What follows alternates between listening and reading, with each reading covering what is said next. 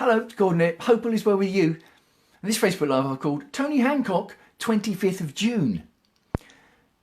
Tony Hancock was a British comedian, famous, massively huge here in Britain. And he died on the 25th of June, this week that is, back in 1968, 51 years ago. And he committed suicide. He was found with an empty bottle of vodka and a load of pills, and he was an established raging alcoholic, and he killed himself 51 years ago. And I thought I would mention it because it isn't Mental Health Awareness Week this week. It isn't Mental Health Awareness Month this month. But when it is Mental Health Awareness Week or Mental Health Awareness Month, I normally post about suicide and depression and maybe link to videos that I've made about it, or maybe talk about my experiences with it. And then people say, yeah, mental health awareness is a load of nonsense because people suffer outside a specific week or outside a specific month. So we can talk about it during that week, can we? But we can't talk about it the rest of the month. Now, I think that's complete nonsense. I don't think that is a downside of having Mental Health Awareness Week or month at all. Of course you can talk about it any other time. It's just that having a Mental Health Awareness Week or a Mental Health Awareness Month gives an opportunity to focus on it, to make people who have maybe no experience of it think about it maybe a bit more. So there's nothing wrong with that at all. Of course you can talk about it the rest of the year. And I've got a little list of anniversaries of various dates and births and deaths of people that I use to trigger me making content like this video. And I had down there, the 25th of June, Tony Hancock had died. Now, Tony Hancock was as I say, a famous, massively famous comedian here in Britain, first on radio, and then on television. And in his suicide notes, he left a few suicide notes. In one of the suicide notes, he said this: "Things just seem to go too wrong too many times." Which is pretty sad, actually, for someone who had fame and fortune. And a lot of people say, well, people who are rich and famous and have got depression or are alcoholics, what's that all about? They've got fame and fortune. What have they got to be unhappy about? Well, of course, it doesn't work like that, does it? Because depression can strike for all sorts of different reasons. And when you're rich and famous, what that absolutely does bring is pressure. Sometimes horrendous pressure, especially in something like a field of comedy, where the old adage works that you're only as good as your last show. This is something that Eric Morecambe struggled with. When they had a massively successful Christmas special, for example, people would watch the next Christmas special and would expect it to have to be as good, if not better. So can you imagine the pressure of always having to come up with something as good or better than what you've already come up with? And the problems with Tony Hancock, a lot of people say, started with his relationship with his co-actors and his scriptwriters, because he ditched his co-actors and he ditched his scriptwriters, Ray Galton and Alan Simpson, who went on to write Steptoe and Son once they'd been ditched by Tony Hancock. And Tony Hancock's career pretty much went downhill from then onwards, never really got to the same heights from that moment. And when he killed himself, he was in Australia, on the other side of the world, alone. He did have another series coming up on Australian television, but things hadn't been going right for him for a long time. So I've lost the thread of what I was going to say there. That's 3 times that's happened, I'd say, in the last 3 weeks. If you've been watching my Facebook Lives. Wow. Maybe that is the Alzheimer's kicking in. That's 3 times in the last 3 weeks.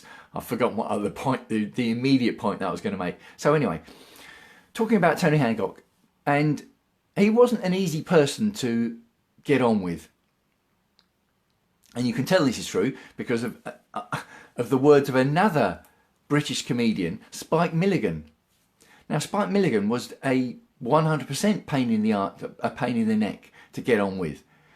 He was what you would call full-on manic depressive, full-on bipolar depressive. And he was violent. When he had his down periods, he was violent. You wouldn't want to go anywhere near him.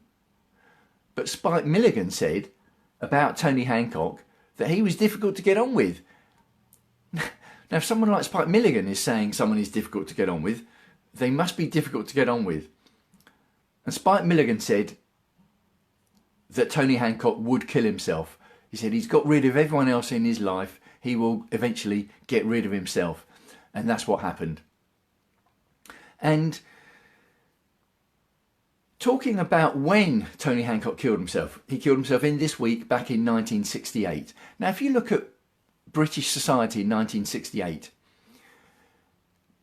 homosexuality had only been decriminalised the previous year. We'd only stopped hanging people a few years, maybe 4 years previously to that. So if you said you had depression in 1968, or if you think about how depression was dealt with in Britain in 1968, basically you were either told to get on with it, to pull yourself together, or you were dismissed as a nutter and ostracised, or you'd be put in a nut house. That is pretty much the extent of how mental health was dealt with in Britain in the late 1960s. Now, if we fast forward 51 years to today, to 2019, is mental health dealt like that now in Britain? No, it isn't. So people say there's a taboo about mental health. People say, oh, Gordon, you're brave when you talk about your mental health issues. I don't think it's brave at all. And I think that there is a bit of a danger that this idea that there's a taboo about mental health is a self-perpetuating myth nowadays. I will say, though, it does depend on your social circumstances. So it could be that your social peer group, your friends, your family, that peer group around you don't have any understanding on mental health, or they may view mental health as a weakness. So yes, it is clear that there are certain society circumstances where mental health is viewed as a weakness and you may not be able to talk about mental health. But in that case, you can use the abundance of opportunity that the internet provides and talk about it online, and you can get mental health help anonymously online as well.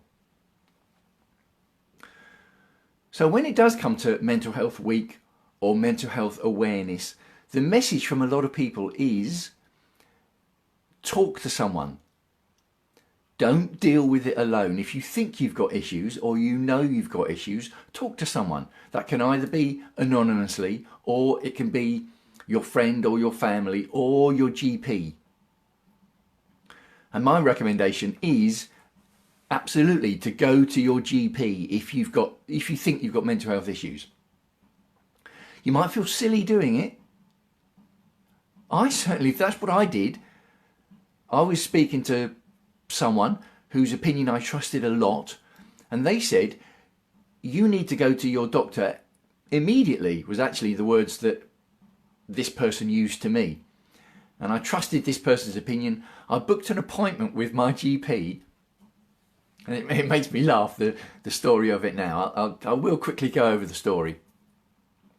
I was in the GP's office, family doctor, who I didn't see much because, touch wood, my physical health is good. And he said, so how can I help you? And I said, well, I've not been having a very good time with it lately.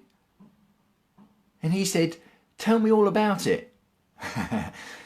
And I burst into tears. And I was literally sobbing in the chair for, it felt like about 5 minutes for me. I just actually uncontrollably, I couldn't stop sobbing in the chair. And even while that was going on, I thought to myself, wow, this feels a bit silly. And the GP, of course, being as GPs skilled as they are, he didn't say anything. He just let me carry on until I got to the stage where I could talk. And he said, yes, you do seem a bit upset. So then we went and we talked further and all the rest of it.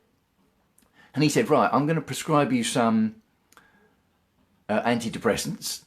So that was chemical help. And he said, you also need talk therapy, counselling. He said, there's a problem. The problem is the NHS waiting list is at about 6 months. So I will put you on the waiting list for NHS. But what I'm also going to recommend you do is go and speak to Mind, which is a mental health charity, MIND.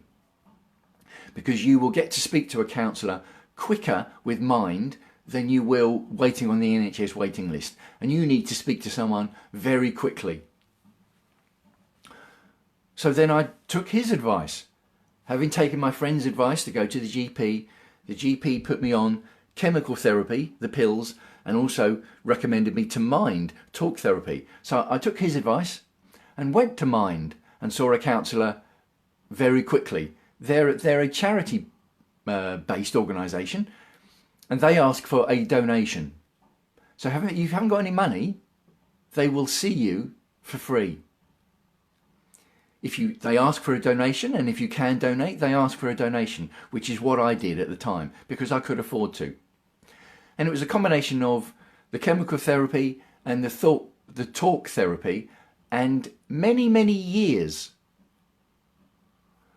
that brought me out of depression and brought me back from looking over the abyss of suicide, which I did in the darkest times. So Tony Hancock didn't have that 51 years ago in 1968. He took solace in alcohol, and alcoholism is a disease. It's not just something that people choose to do or choose not to do. It is an addiction and it is a disease, and getting out of alcoholism is just as difficult, if not more difficult, than getting out of depression.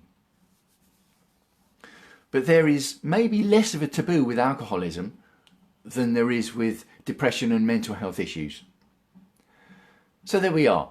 That message about talking to someone, which people bang on about a lot, and I certainly do, during Mental Health Awareness Week or Mental Health Awareness Month or Suicide Prevention Month. During all these staging points, people talk about getting help. And I talk about it as well, and I'm talking about it now, and I'm using the anniversary of the death of Tony Hancock this week, because it was quite a stark death. It was quite stark at the time. He was only 44. Obviously it made massive headlines here in Britain because he was huge, rich and famous in the field of comedy. So he brought laughter and enjoyment and entertainment into people's lives, and then people were shocked that he killed himself in such a dramatic, quite sad and lonely way. And it just doesn't have to be like that. So there we go.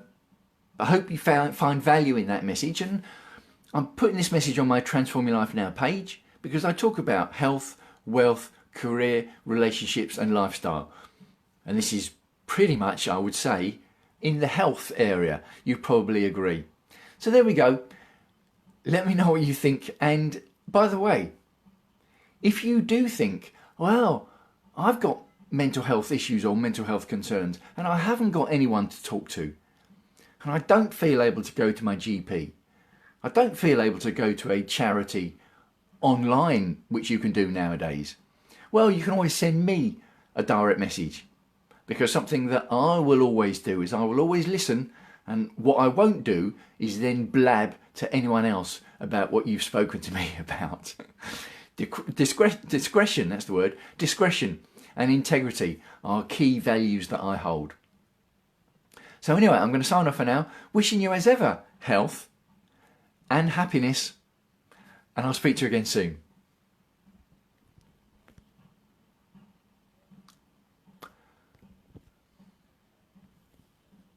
Now I've got a problem. I've had this before. When I'm doing a live video, sometimes if I get a messenger message come up, I get a little icon on the screen which has the person's face and blah, blah, blah. But the icon always comes up on the screen when I'm doing the live and then drops to the bottom of the screen, right over the finish button for the live videos. And I've done this before. I try and hit the finish button, but it's behind the icon for the messenger. So when I hit the button, or instead of finishing the live video, what it does is it opens up the live messenger. And I'm still not particularly au fait with how to whip around my Android apps, because I'm more of a laptop person. Anyway, right. The messenger icon is gone now, so I think I'll be able to finish this video. I'll speak to you again soon.